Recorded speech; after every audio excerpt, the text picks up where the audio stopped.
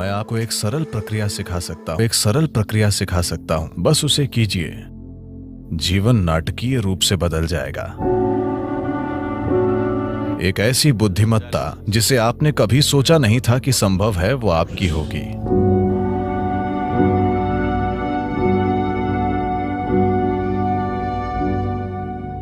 आधुनिक विज्ञान आज ये मानता है कि आकाशीय बुद्धिमत्ता जैसी कोई चीज होती है, यानी अंतरिक्ष या खाली स्थान में एक तरह की बुद्धिमत्ता है। ये बुद्धिमत्ता आपके लिए काम करती है या आपके खिलाफ काम करती है, ये चीज आपके जीवन की प्रकृति तय करेगी। आप एक धन्य प्राणी होंगे या बाकी जीवन भर मुश्किलों से लड़ते रहेंगे। ये बस इस पर निर्भर करता है कि ये आकाशीय बुद्धिमत्ता आपके साथ कैसा बर्ताव करती है। बिना किसी कारण के लोग जीवन में परेशान रहते हैं, है ना? बिना किसी कारण के कुछ लोगों का पूरा जीवन धन्य लगता है। ये बेवजह नहीं है। इसकी वजह है कि आप या तो सचेतन रूप से या फिर अनजाने में इस विशाल बुद्धिमत्ता का to get the cooperation of this larger intelligence which is functioning. सहयोग प्राप्त करने में सक्षम हैं। जब मैं आकाशीय या अंतरिक्ष या पांचवा तत्व कहता हूं, तो इसे पांचवा तत्व कहना ठीक नहीं है, क्योंकि यही सबसे अहम तत्व है। बाकी दूसरे चार बस उसके ऊपर काम करते हैं। मूल तत्व आकाश या अंतरिक्ष है, इसी पर दूसरे चार काम करते हैं। हम यहां एक गोल ग्रह पर बैठे हैं और यह घूम रहा है।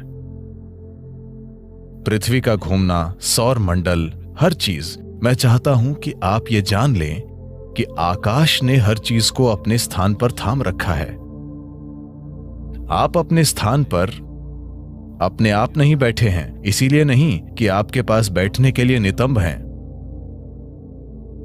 आप अपनी जगह पर सिर्फ इसलिए बैठे हैं क्योंकि आकाश ने आपको थाम रखा है ना? You think it's your buttock? आपको लगता है कि यह नितंब की वजह से है, आपके नितंब से नहीं।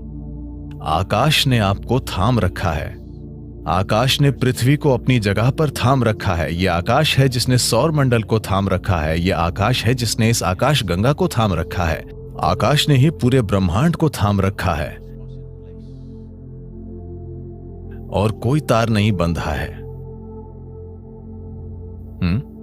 बस यूं ही, बस ऐसे ही थाम कर रखा है।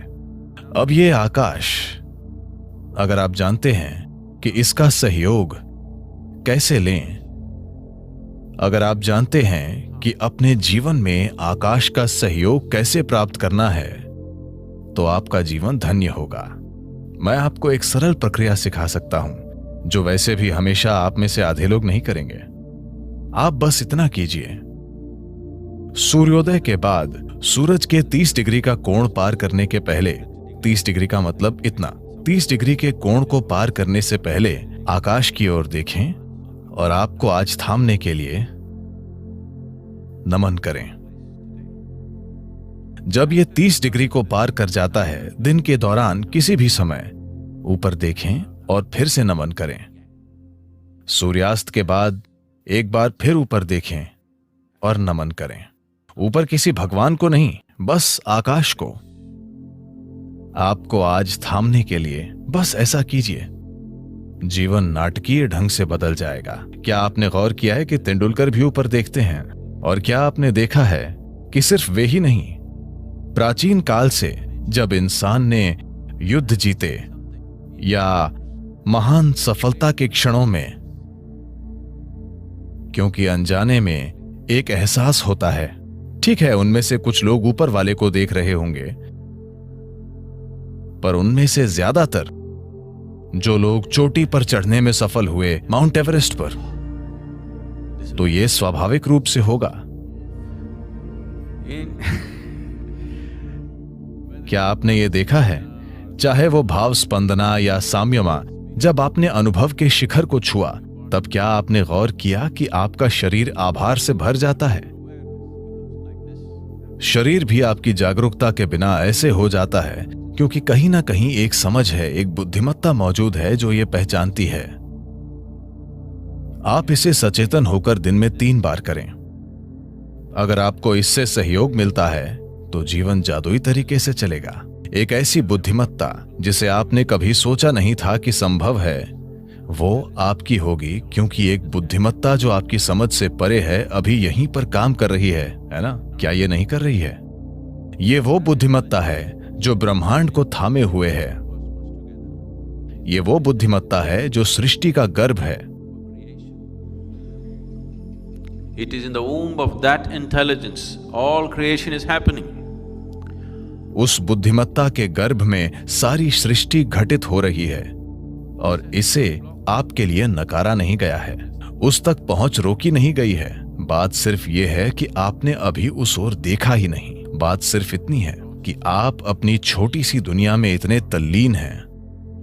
आपका शरीर, आपके विचार, आपकी भावना, आपके हार्मोन ने आपको इतना उलझा दिया है कि ऊपर देखना कभी नहीं होता। आप परे की किसी चीज पर कभी ध्यान नहीं देते क्योंकि ये छोटी छोटी चीजें आप पर हावी हो गई हैं। इसी को हम माया कहते हैं। यही माया है। ऐसा नहीं है कि अस्तित्व मौजूद नहीं है, वो माया नहीं है। बात सिर्फ इतनी है कि ये माया है। जब कुछ इतना जबरदस्त और शानदार और विशाल घटित हो रहा है तो ये छोटी चीजें आपको व्यस्त रखे हुए हैं और वे आपको ऐसा महसूस कराई हैं जैसे वे बाकी सब चीजों से ज्यादा असली हैं। इस सब का होना ब्रह्मांड में आज तमामों शानदार चीजें हो रही हैं, बिल्कुल चमत्कारी और शानदार ढंग से।